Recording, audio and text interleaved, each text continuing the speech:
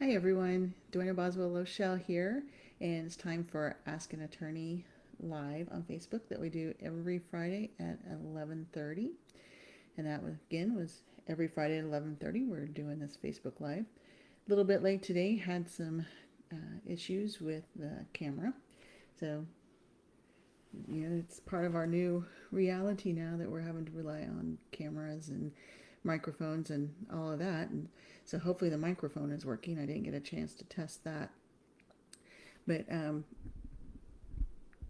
just have been watching the COVID numbers climb over the past week, and we're higher than we were whenever we shut everything down. So I think we're starting to see some of the effects from the gatherings for the protests and um, all of that. So just everybody be very cautious. And this weekend we have the dust storm that's out there that's, I know, wreaking havoc with my sinuses and allergies.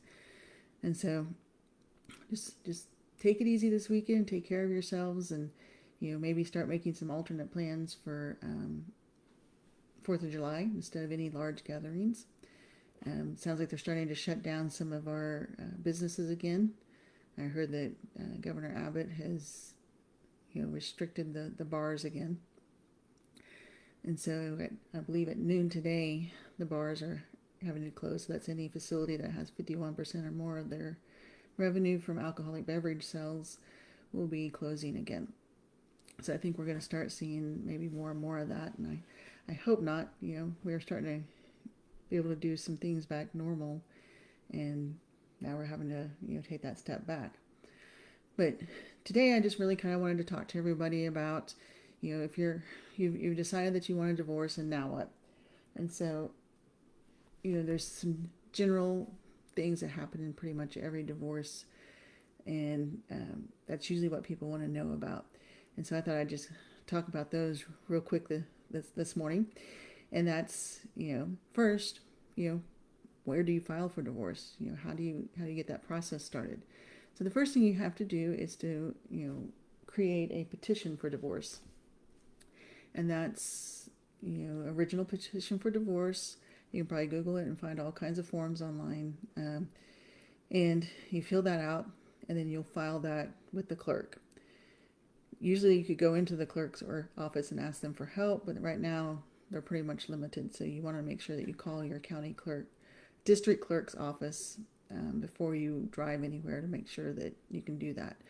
There's also electronic e-filing systems that you can do it right from the comfort of your own home, and that's usually the preferred way.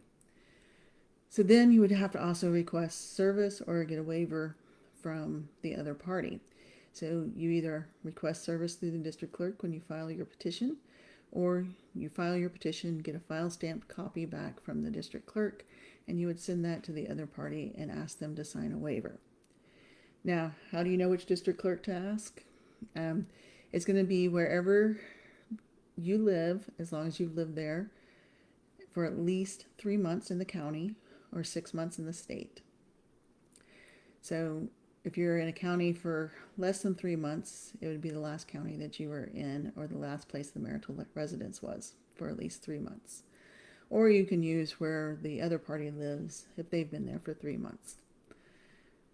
So once you've found the right district clerk and you've got your petition filed and you've got either a waiver or service, then you have to wait 60 days. That's the statutory period of time that you have to wait.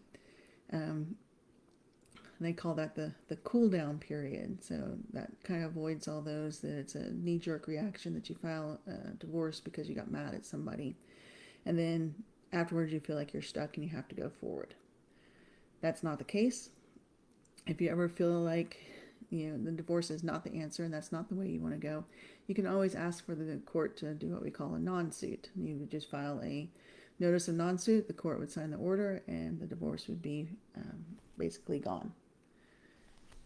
If you do want to move forward, courts are requiring mediation before any kind of contested trial. Mediation is a process where you go to a mediator who is a third party that's not associated with the case in any way, and they help the two parties try to come to an agreement. And once you come to an agreement in mediation, that agreement is binding, and the court will enter an order based on that agreement.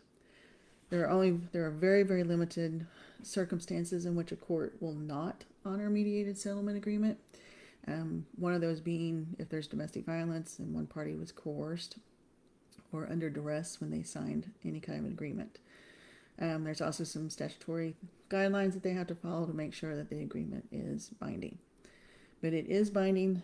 You can't have any kind of remorse right after mediation and change your mind. It's a very, very difficult process to try to get a mediated settlement agreement undone. And so just make sure that any agreements that you enter into are ones that you can live with, because you're not going to be able to change your mind. Now, some exceptions, as I said, to the mediated settlement agreement and the 60-day waiting period are domestic violence situations. So you can ask the court to waive the 60-day waiting period if there is domestic violence involved. They're also going to probably want to see a protective order either in the process or that has been granted in order to waive that 60-day period. If you don't want to go to mediation and everybody's agreeing on property and kid issues, if they're present, then you can just submit an agreed final decree of divorce that contains all the agreements that you have regarding your property, your debts, anything to do with children, child support, health insurance, anything like that.